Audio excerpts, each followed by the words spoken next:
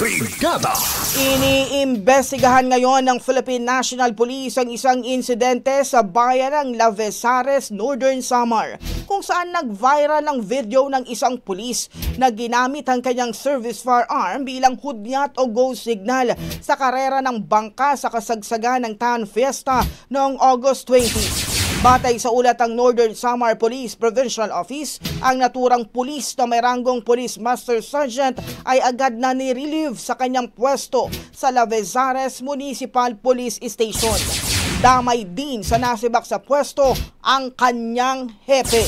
Sa inilabas sa pahayag ng PNP, binigang din nila na ang paggamit ng baril sa ganitong gawain ay unacceptable at malinaw na paglabag sa protocol sa wastong paggamit ng service firearm.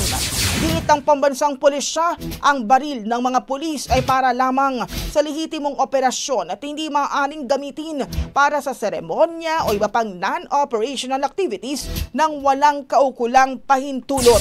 Hindi nila kinukonsente ang ganitong klaseng gawain dahil maaari itong humantong sa kasong administratibo at iba pang disciplinary action laban sa sangkot na pulis. Ang bahaging ito ay hatid sa atin ng Yummyvit ES2 Oral Drops. Simulang tuparin ang pangarap ng iyong anak. And starting now,